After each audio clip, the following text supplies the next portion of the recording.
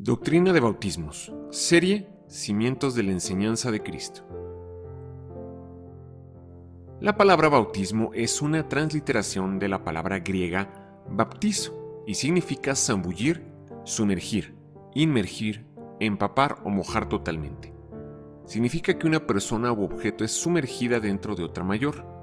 Por lo tanto, implica una acción de parte del que es bautizado. La Sagrada Escritura claramente enseña que hay 9 bautismos, y cada uno tiene un significado y demanda una respuesta de parte nuestra. El bautismo en la nube, 1 Corintios 10, 2a. Significa la gracia de Dios. Las bendiciones que tenemos, Dios nos las da por su pura gracia. Debemos responder con acciones de gracias por todo lo bueno que recibimos. El bautismo en el mar, 1 Corintios 10, 2b. Significan las tribulaciones que nos llegan a todos por igual, y por lo tanto las tribulaciones que tenemos, Dios las permite para nuestro bien. Como en el caso de Job, debemos responder con acciones de gracias por todos los problemas que tenemos. El bautismo de Juan, Marcos 1, 2 al 4. Significa evangelismo. Juan anunciaba al pueblo la primera venida de Jesús. Debemos responder anunciando a todos la segunda venida de Jesús. El bautismo en agua, Marcos 16, 16. Significa arrepentimiento.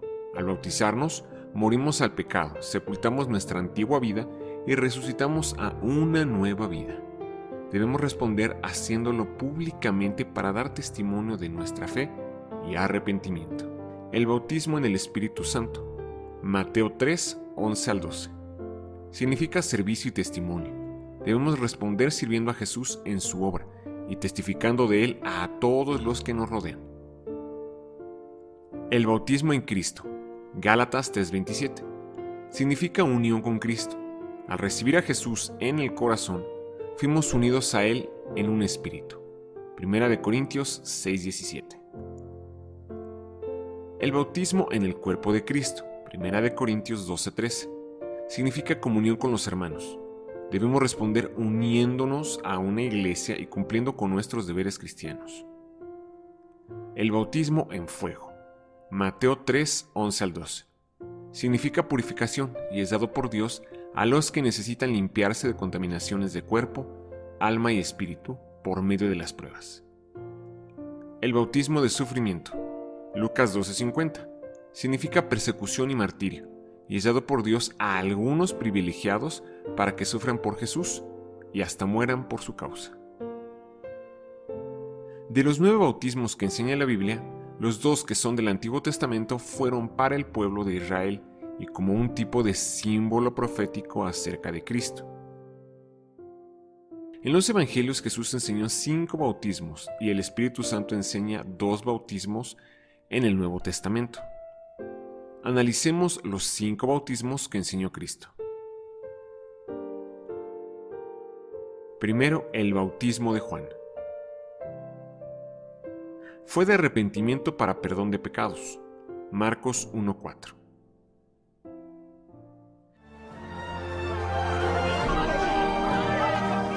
Así se presentó Juan, bautizando en el desierto y predicando el bautismo de arrepentimiento para el perdón de pecados. El bautismo de Juan fue para preparar el camino del Mesías. Marcos 1:2.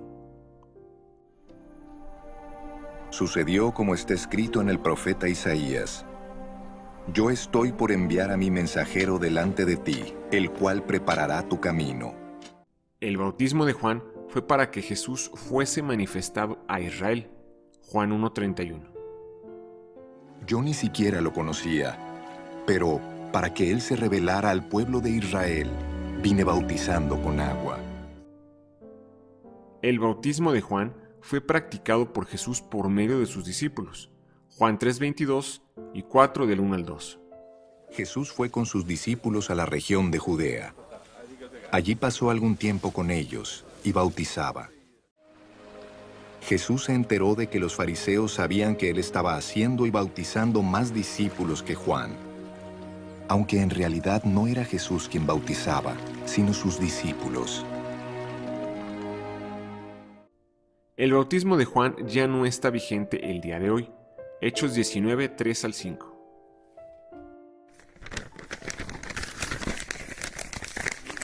Entonces, ¿qué bautismo recibieron? El bautismo de Juan. El bautismo de Juan exigía arrepentirse del pecado. Pero Juan mismo le dijo a la gente que creyera en el que vendría después, es decir, en Jesús. En cuanto oyeron esto, fueron bautizados en el nombre del Señor Jesús.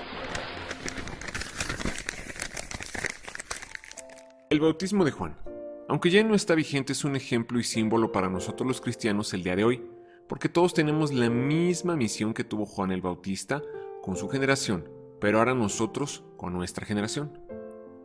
Juan el Bautista bautizaba a los que creían en el Mesías para perdón de pecados, en la esperanza de la salvación.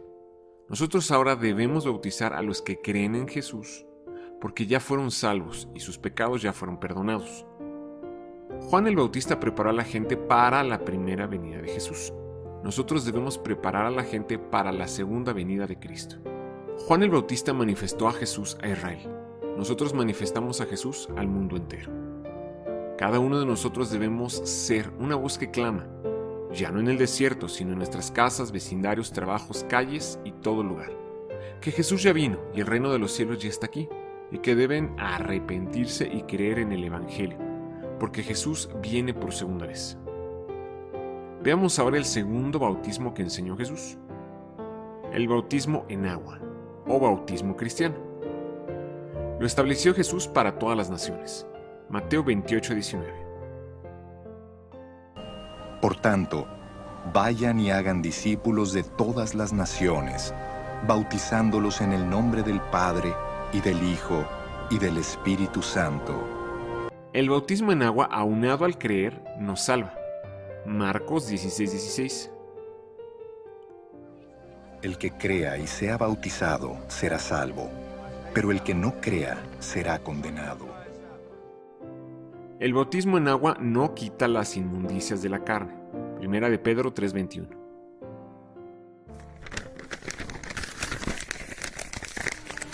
El agua del diluvio simboliza el bautismo que ahora los salva a ustedes, no por quitarles la suciedad del cuerpo, sino porque responden a Dios con una conciencia limpia, y es eficaz por la resurrección de Jesucristo.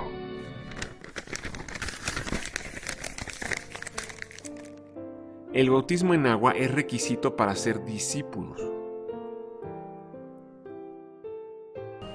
Por tanto, vayan y hagan discípulos de todas las naciones, bautizándolos en el nombre del Padre, y del Hijo, y del Espíritu Santo. El bautismo en agua nos identifica en su muerte, sepultura y resurrección. Romanos 6, 3 al 4.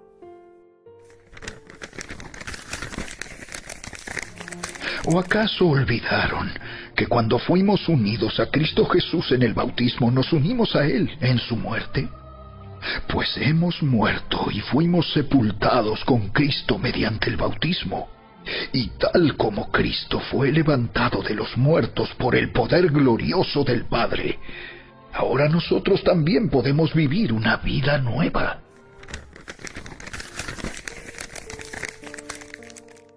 El bautismo en agua o bautismo cristiano es el medio por el cual una persona hace una proclamación pública de fe y discipulado. Al ser bautizado en agua, una persona dice sin palabras: confieso mi fe en Cristo. Jesús ha limpiado mi alma del pecado y ahora tengo una nueva vida de santificación. El bautismo en agua ilustra con estilo dramático la muerte, sepultura y resurrección de Cristo. Al mismo tiempo también ilustra nuestra muerte al pecado y nuestra vida en Cristo. Cuando el pecador confiesa al Señor Jesús, muere al pecado y es elevado a una vida nueva.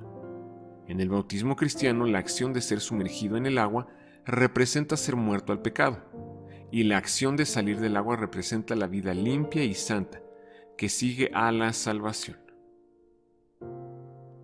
El bautismo en agua es un testimonio externo de lo que ha ocurrido internamente en la vida de un creyente. Es un acto de obediencia a Jesús después de la salvación, aunque el bautismo está estrechamente asociado con la salvación, no es un requisito para ser salvo. El bautismo no salva, pero una persona que ha sido salva buscará el bautismo como señal de que ha sido salva. Un nuevo creyente de Jesucristo debería ser bautizado lo más pronto posible. En todo el libro de los Hechos descubrimos que los que creían en Jesús eran bautizados en agua el mismo día que creían, de inmediato. Y así deberíamos procurarlo el día de hoy, lo más pronto posible.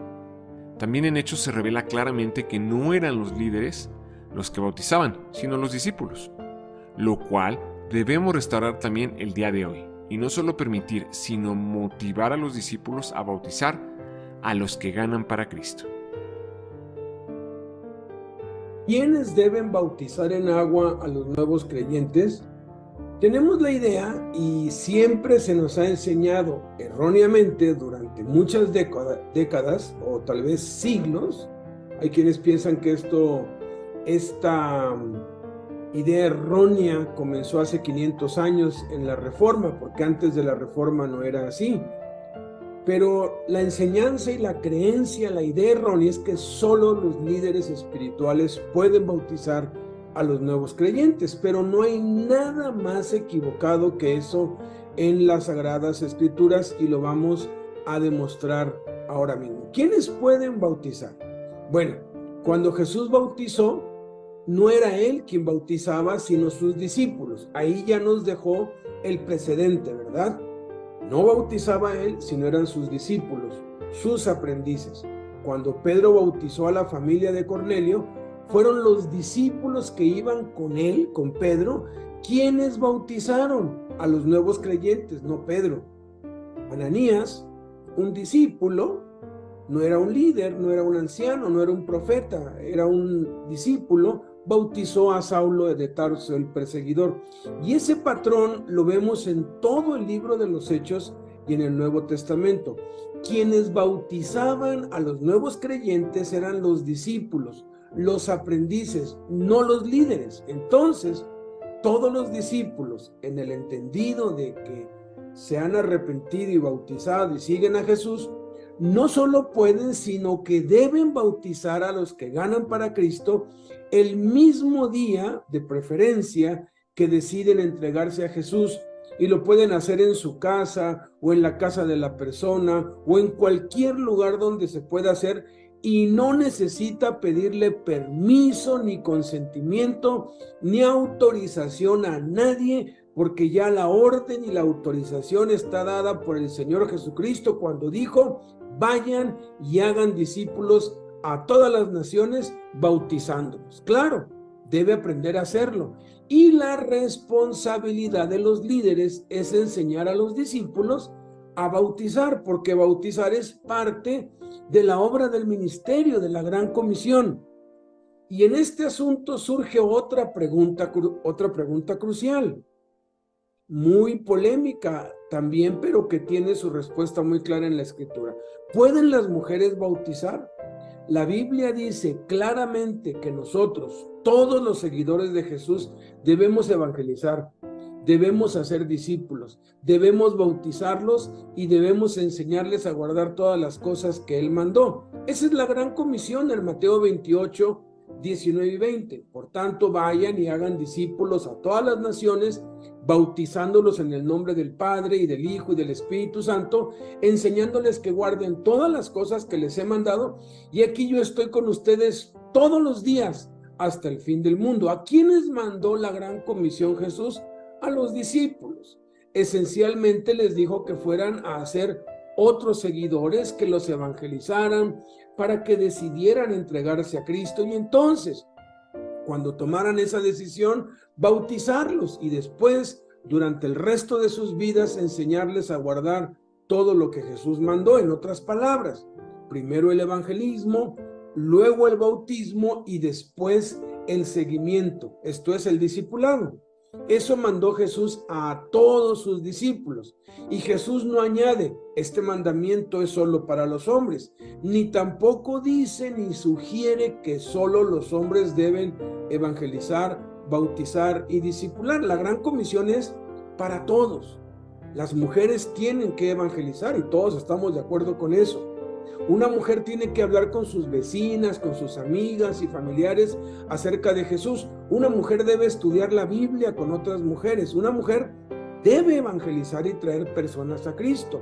La mujer también debe dar seguimiento a las nuevas creyentes y enseñarles y discipularlas. Todos los líderes cristianos están de acuerdo con esto.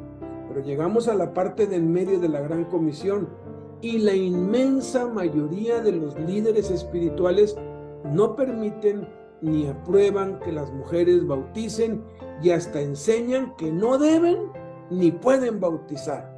Pero la Gran Comisión fue dada a todos los seguidores de Jesús, hombres y mujeres. Un hombre que no evangeliza, que no bautiza a las personas que gana para Cristo y no les da seguimiento, no discipula a los nuevos creyentes, está desobedeciendo la Gran Comisión, el último mandamiento de Jesús antes de ascender al cielo. Del mismo modo, una mujer que no evangeliza, que no bautiza a las personas que gana para Cristo, que no da seguimiento, que no discipula a los nuevos creyentes, también está desobedeciendo la Gran Comisión. Lo normal debería ser, con base al ejemplo de Jesús y de los primeros cristianos en los Hechos y el Nuevo Testamento, que una mujer que evangeliza y gana a otra mujer para Cristo, en el momento en que esa persona toma la decisión, esa mujer toma la decisión de entregarse a Jesús, ella debería bautizarla y discipularla. Los líderes debemos enseñar a todos a bautizar y debemos animar fuertemente a las mujeres a que no tengan temor y que lo hagan, que bauticen a quienes han ganado para Cristo y les están enseñando la palabra de Dios. Ellas deben bautizar, no el pastor, no el esposo, no un líder, no un anciano, no un diácono. Cada persona debería ser bautizada por la persona que la ha llevado a los pies de Cristo y le está enseñando la palabra de Dios, tal como lo mandó Jesús, para que no desobedezcan la Gran Comisión que Jesús nos ha dado. Los líderes espirituales debemos ser muy conscientes delante de Dios de que cuando guardamos esa parte de la obra del ministerio, el bautizar para nosotros mismos, y les decimos a los demás que evangelicen, que traigan personas, que las inviten, que las discipulen y les den seguimiento, pero solo nosotros los líderes como pastores podemos bautizar, les estamos quitando a los miembros la oportunidad de obedecer esa parte de la Gran Comisión. Y si lo hacemos así, los líderes somos responsables ante Dios por eso. Todos los cristianos, hombres y mujeres, deberíamos estar predicando el Evangelio, bautizando a las personas que creen en Jesús y se arrepienten y después discipularlas como mandó Jesús. Analicemos el tercer bautismo que enseñó Jesús: el bautismo en el Espíritu Santo. Jesús es el único que bautiza en el Espíritu Santo. Marcos 1:8. Yo los he bautizado a ustedes con agua, pero Él los bautizará con el Espíritu Santo. El bautismo en el Espíritu Santo es la promesa del Padre. Hechos 1:4-5.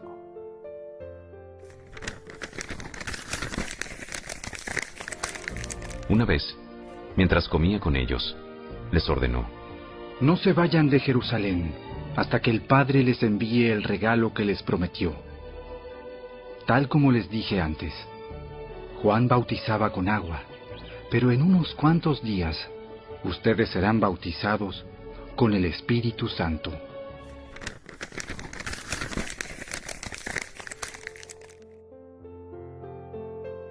El bautismo en el Espíritu Santo, el propósito, recibir poder para testificar. Hechos 1:8.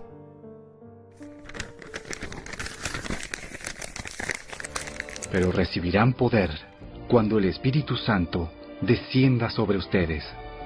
Y serán mis testigos, y le hablarán a la gente acerca de mí en todas partes, en Jerusalén, por toda Judea, en Samaria y hasta los lugares más lejanos de la tierra.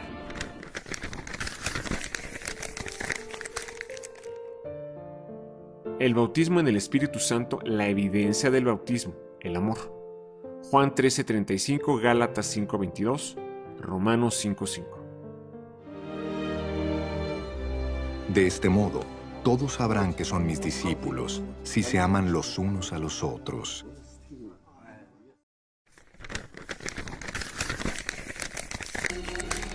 En cambio, la clase de fruto que el Espíritu Santo produce en nuestra vida es amor, alegría, paz, paciencia, gentileza, bondad, fidelidad.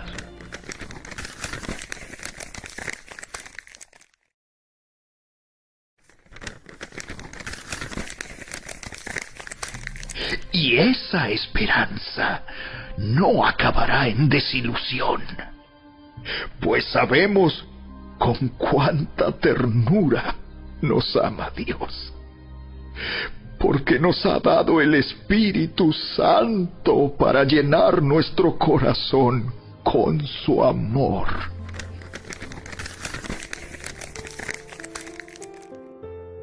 El bautismo en el Espíritu Santo puede venir acompañado de señales. Marcos 16, 17 al 18. Estas señales acompañarán a los que crean. En mi nombre expulsarán demonios. Hablarán en nuevas lenguas. Tomarán en sus manos serpientes. Y cuando beban algo venenoso, no les hará daño alguno. Pondrán las manos sobre los enfermos, y estos recobrarán la salud. Hay muchas definiciones y opiniones y explicaciones acerca de lo que es y no es el bautismo en el Espíritu Santo, pero por encima de todos, debemos escudriñar lo que dijo Jesús al respecto. Claramente en Hechos 1, Jesús dijo a los discípulos que Juan ciertamente bautizó con agua, pero que ellos serían bautizados con el Espíritu Santo dentro de no muchos días.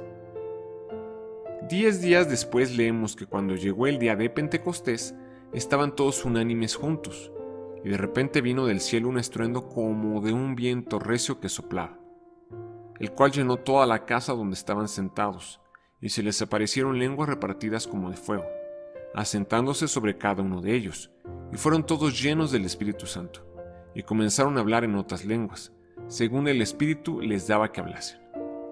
De acuerdo con lo que enseñó Jesús, el bautismo en el Espíritu Santo y ser llenos del Espíritu Santo son lo mismo, aunque la mayoría de los teólogos y denominaciones enseñan lo contrario. Pero si le creemos a Jesús de que ser bautizados con el Espíritu y ser llenos del Espíritu es lo mismo, entonces podemos claramente entender que, a pesar de que desde que recibimos a Cristo tenemos el Espíritu Santo dentro de nosotros, necesitamos ser bautizados, es decir, llenos del Espíritu. Y eso implica una experiencia personal que siempre da como resultado que testifiquemos de Jesús, y eso vaya acompañado de señales. ¿Cómo somos bautizados o llenos del Espíritu Santo?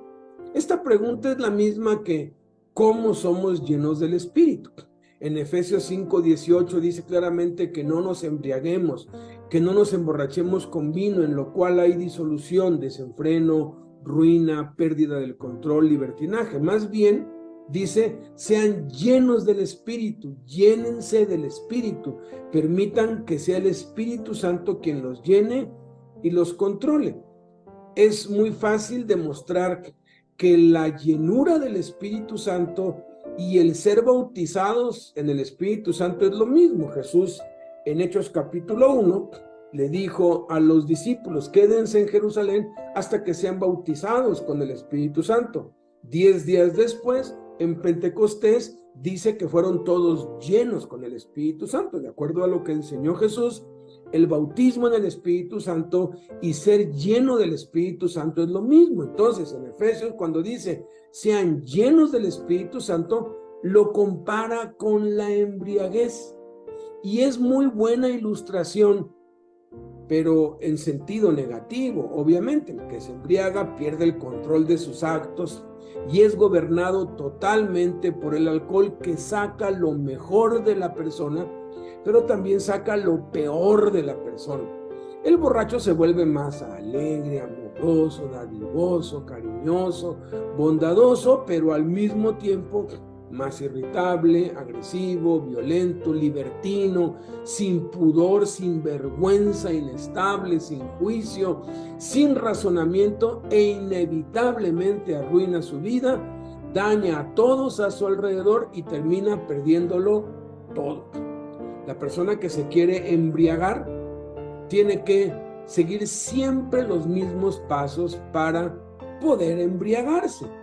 Y recuerden, el Espíritu Santo está comparando el ser lleno con el Espíritu Santo con la embriaguez, pero en el sentido opuesto. Entonces, ¿cómo se embriaga alguien? Pues tiene que seguir estos pasos. Primero, debe ir a donde venden las bebidas. Aunque las tenga en casa almacenadas, tuvo que ir a donde las venden y las compró, ¿verdad? Porque el alcohólico así es, se provee y tiene allí siempre su reserva. Segundo, tiene que pagar por las bebidas, aunque se las regalen, alguien tuvo que pagarlas. Tercero, tiene que empezar a beber y seguir bebiendo hasta embriagarse. Obviamente no se embriaga con la primera copa, pero a medida que sigue consumiendo, por lo general, ni se da cuenta cuando ya se ha emborrachado, aunque todos a su alrededor se dan cuenta y le dicen, ya estás borracho, y dicen, no, no estoy borracho, ¿no? Porque es a veces imperceptible para el borracho. Y número 4, sufre las consecuencias de su embriaguez, pues perderá el control, hará locuras, dirá cosas ofensivas, se dañará a todos los que le rodean. En Proverbios 23, del 29 al 35, enumera las terribles consecuencias del que se embriaga. Sin embargo, el Espíritu lo está comparando, y esos mismos pasos son los que debemos dar para ser bautizados, llenos del Espíritu Santo. Fíjense, tiene que ver con venir, con pagar, con beber y con las consecuencias. El primer paso es venir a Jesús. Él es la fuente, Él es el que bautiza con el Espíritu Santo, Él es el que da el Espíritu Santo. Eso se hace en oración. Le pedimos a Jesús que nos llene, le pedimos que nos bautice con el Espíritu Santo. Segundo, hay que pagar el precio. ¿Cuál es el precio? Una entrega total, renunciar al pecado, a todo lo oculto y vergonzoso, renunciar a practicar el pecado, decidir restaurar relaciones, perdonar de todo corazón, no tener raíz de amargura en el corazón, que es una de las causas por las que muchos no están llenos del Espíritu Santo. Tercero, empezar a beber de Cristo. Jesús dijo, el que tenga sed, venga a mí y beba. El que cree en mí, como dice la Escritura, de su interior correrán ríos de agua viva. Bebemos el agua que da Jesús cuando adoramos a Dios en espíritu y en verdad. Esto es, cuando oímos, leemos, escribimos, estudiamos, meditamos y memorizamos la palabra de Dios, cuando oramos, intercedemos, damos gracias, alabamos, cantamos, glorificamos a Dios, ayunamos y celebramos la cena del Señor. Todo lo anterior en el contexto de la iglesia.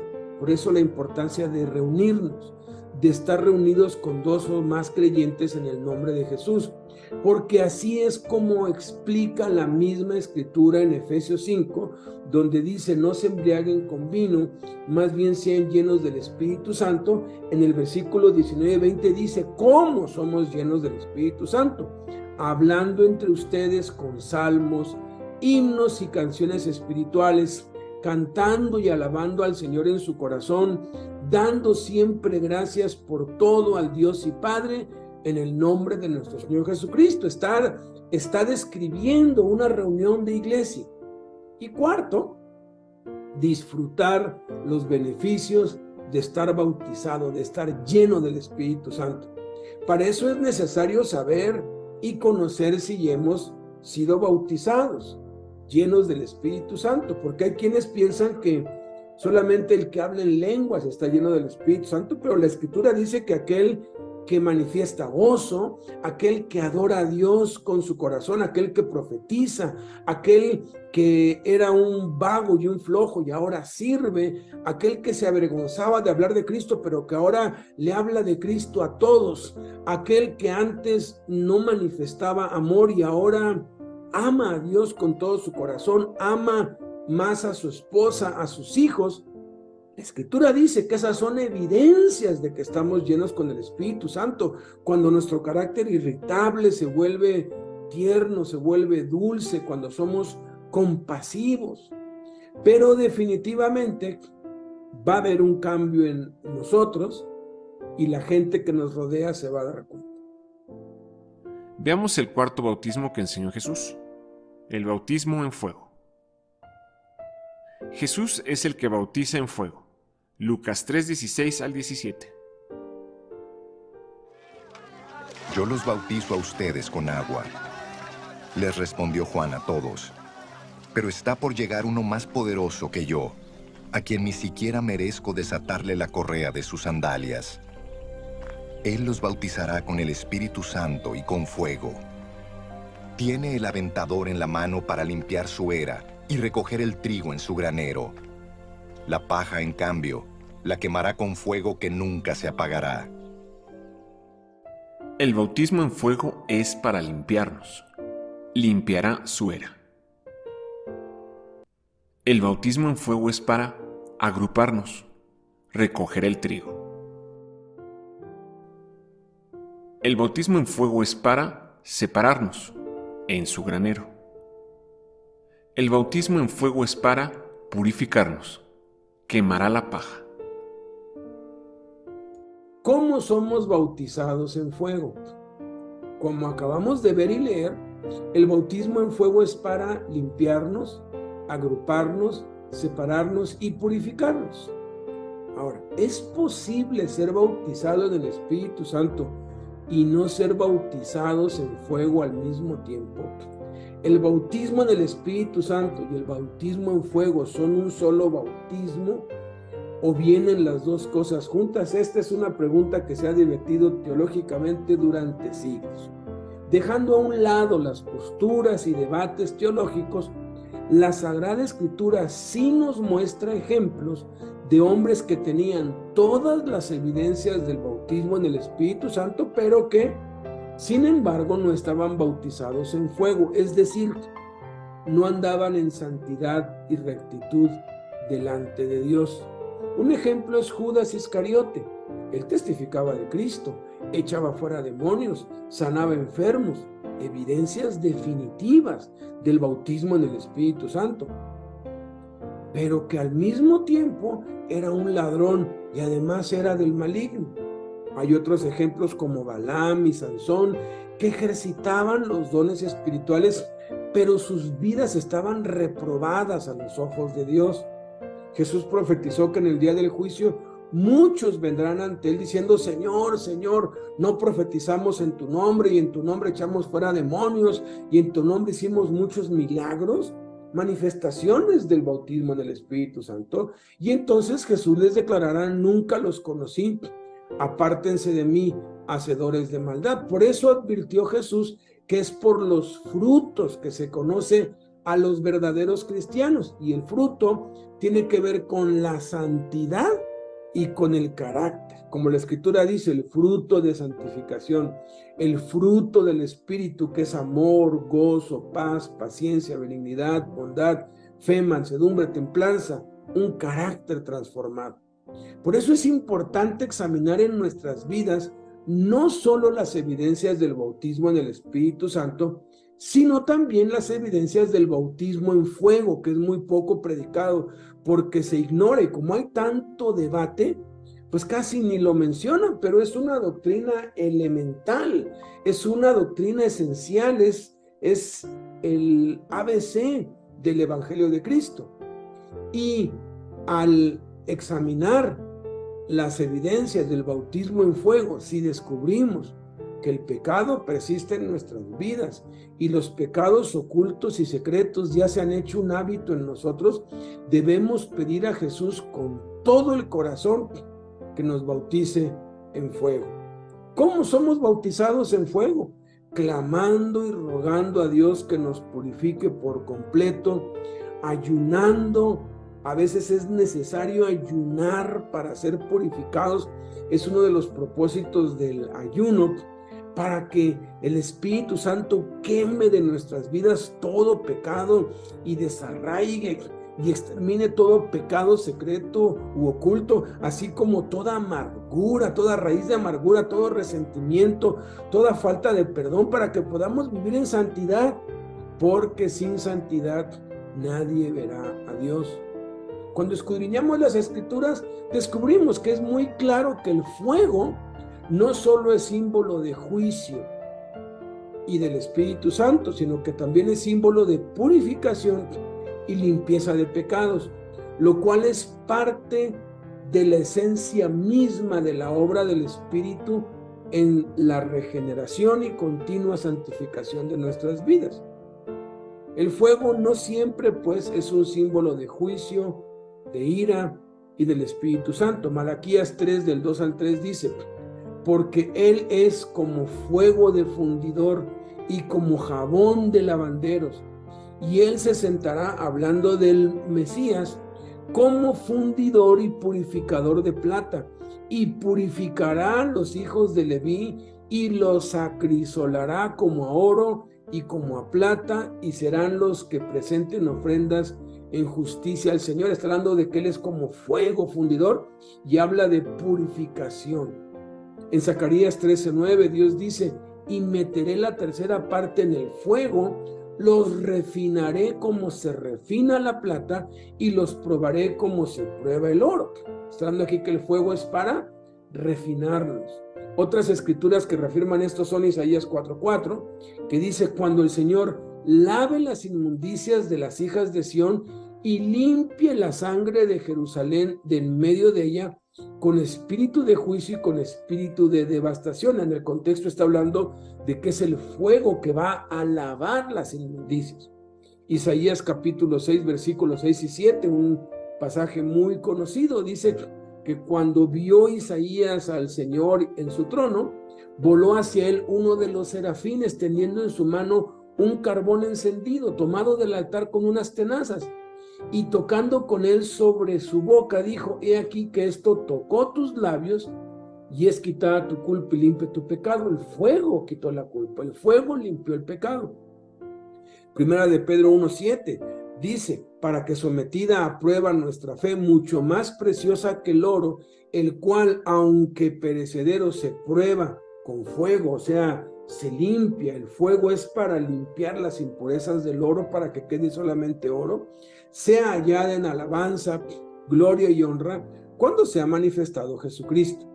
También podemos recordar el fuego purificante que limpiará al universo, que limpiará la tierra de todo rastro pecaminoso, y así regenerarla y renovarla en los tiempos finales, tal como lo profetizó Pedro por el Espíritu Santo en 2 de Pedro capítulo 3, que dice que la tierra entera va a ser quemada para ser purificada. De forma parecida, cuando el Espíritu Santo nos regenera, el bautismo en fuego purifica nuestra alma, dando muerte al hombre viejo de pecado y creando una nueva forma de vivir en el Espíritu. La morada interna del Espíritu Santo luego continúa purificándonos desde adentro y dándonos poder para darle muerte a las obras pecaminosas de la carne, tal como lo manda el Espíritu Santo en Romanos 8:13, que dice: porque si viven conforme a la carne morirán, mas si por el Espíritu hacen morir las obras de la carne, vivirán. ¿Cómo hacemos morir las obras de la carne? Mediante el bautismo en fuego. Colosenses 3:5 es un mandamiento para todos nosotros: hagan morir pues lo terrenal en ustedes, fornicación, impureza, pasiones desordenadas, malos deseos y avaricia, que es idolatría, cosas por las cuales la ira de Dios viene sobre los hijos de desobediencia. Entonces el bautismo en fuego es eso: buscar la santidad, consagrarnos más a Dios, ser purificados por Dios. Ese es el bautismo en fuego, y es tan necesario como el bautismo en el Espíritu Santo. Concluyamos analizando el quinto bautismo que enseñó Jesús, el bautismo de sufrimiento. Lucas 12:50. Pero tengo que pasar por la prueba de un bautismo, y cuánta angustia siento hasta que se cumpla. Es morir por el Evangelio. Mateo 20, del 20 al 22. Entonces, la madre de Jacobo y de Juan, junto con ellos, se acercó a Jesús y arrodillándose, le pidió un favor. ¿Qué quieres?, le preguntó Jesús. Ordena que en tu reino uno de estos dos hijos míos se siente a tu derecha y el otro a tu izquierda. Ustedes no saben lo que están pidiendo, les replicó Jesús. ¿Pueden acaso beber el trago amargo de la copa que yo voy a beber? Sí podemos. El bautismo de sufrimiento se manifestó cuando Jesús murió en la cruz. Marcos 10, 33 al 34. Ahora vamos rumbo a Jerusalén, y el Hijo del Hombre será entregado a los jefes de los sacerdotes y a los maestros de la ley. Ellos lo condenarán a muerte y lo entregarán a los gentiles. Se burlarán de él, le escupirán, lo azotarán y lo matarán. Pero a los 3 días resucitará. El bautismo de sufrimiento se mostró cuando los discípulos murieron por el Evangelio.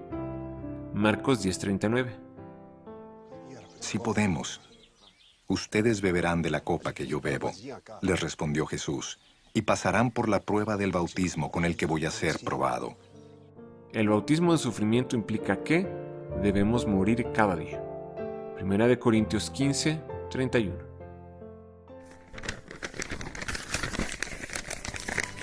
Pues juro, amados hermanos, que todos los días enfrento la muerte. Esto es tan cierto como el orgullo que siento por lo que Cristo Jesús, nuestro Señor, ha hecho en ustedes.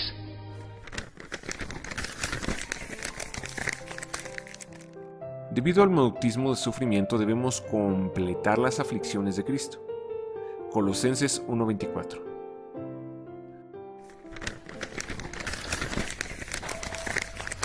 Me alegro cuando sufro en carne propia por ustedes, porque así participo de los sufrimientos de Cristo, que continúan a favor de su cuerpo, que es la Iglesia. ¿Cómo somos bautizados en sufrimiento? Todos los seres humanos sufrimos, y como aseguró Job, nacimos para la aflicción. Así fue en la vida de Jesús, en la vida de Pablo, de Pedro, en la vida de todos los grandes hombres de Dios que nos muestra la Biblia. Es la manera en cómo reaccionamos y cómo enfrentamos todo eso lo que determina si aceptamos el bautismo en sufrimiento o no. ¿Cuáles fueron los propósitos de Dios en el bautismo de sufrimiento de Job? Aquí están los 4 propósitos y los 4 beneficios. Primeramente, salvación. Ese es el primer propósito, ese es el primer beneficio. Aunque Job era el mejor de todos los seres humanos, eso no le bastaba para entrar al cielo, porque para ser salvo es necesario el arrepentimiento, porque el arrepentimiento produce fe, y por gracia somos salvos por medio de la fe. Por eso dijo Job, por tanto me aborrezco y me arrepiento en polvo y en ceniza. A los que ya somos salvos, el sufrimiento nos salva y nos libra de la soberbia y nos hace que nos mantengamos humildes. Segundo propósito, segundo beneficio, revelación. Job dijo, yo conozco que todo lo puedes y que no hay pensamiento que se esconda de ti. Por tanto, dice Job, yo hablaba lo que no entendía, cosas demasiado maravillosas para mí que yo no comprendía. El sufrimiento nos hace ver a Dios de maneras que jamás podríamos a menos que experimentemos dolor. Es en el dolor y el sufrimiento que se nos revela el poder y la majestuosidad de Dios. Pablo, nadie puede negar, todos están de acuerdo en que ha sido el mejor cristiano que ha existido en toda la historia. Nadie lo ha podido superar hasta el día de hoy, ni creo que lo llegue a superar nadie. Pero él empezó con el pie derecho, él entró con el pie derecho en la vida cristiana. Cuando fue lastimado por Dios, tirado al suelo, porque cayeron todos, y él supo que ese Jesús a quien él perseguía era Jehová, era Dios, era el creador de los cielos y la tierra, su primera oración fue: ¿quién eres, Señor? Le pidió: quiero conocerte, revélate a mí. La revelación del poder y el carácter de Dios vienen por medio del sufrimiento. Por eso es que Dios le dijo a Ananías: ve y dile que yo lo he escogido y le voy a enseñar todo lo que tiene que padecer por causa de mi nombre, porque cuando mayor es el sufrimiento, mayor es la revelación. También mayor es la salvación, y somos usados por Dios para alcanzar a otros. Salvación, revelación, tercer propósito, tercer bendición, comunión. Job dijo: oye, te ruego y hablaré, te preguntaré y tú me enseñarás. Una relación, una comunicación. En medio del sufrimiento experimentamos un compañerismo y una comunión con Dios única e inolvidable. Y eso lo han testificado todos los que han estado presos, que han sido perseguidos, encarcelados, torturados, lastimados por causa de Cristo. Pero no necesitamos a fuerzas tener que ser encarcelados. Dios le da una dosis de sufrimiento a cada uno, y en cada dosis deberíamos tener estos beneficios: salvación, revelación, comunión, y el cuarto, crecimiento espiritual. Job dijo: de oídas te había oído, mas ahora mis ojos te ven. Cuando somos bautizados en sufrimiento, esto es, cuando damos gracias a Dios y lo adoramos a pesar del dolor, a pesar de la tribulación, a pesar de la tragedia, a pesar de la crisis, a pesar de la angustia y la aflicción, y perseveramos en seguirlo, obedecerlo y amarlo, entonces crecemos espiritualmente. Es importante entender los 6 bautismos que están vigentes para nosotros, los creyentes, para tener la plena certeza y seguridad de nuestra indestructible y eterna unión con Cristo, y los unos con los otros, de manera que estemos completa y totalmente seguros de que nada ni nadie nos podrá separar del amor de Cristo.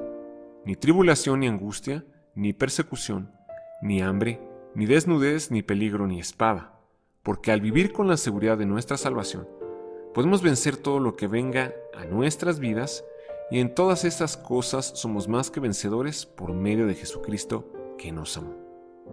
Desde el momento en que creímos en Jesús y lo recibimos, Dios nos bautizó en Cristo. Nos hizo uno con Él y en Él, por toda la eternidad, al mismo tiempo que nos bautizó en el cuerpo de Cristo. Esto es, nos hizo miembros de la iglesia de la familia de Dios al ser engendrados espiritualmente por Dios. Una vez que hemos creído y sido salvos, entonces nos toca a nosotros dar el primer paso de obediencia en la vida cristiana y ser bautizados en agua como testimonio público de nuestra fe.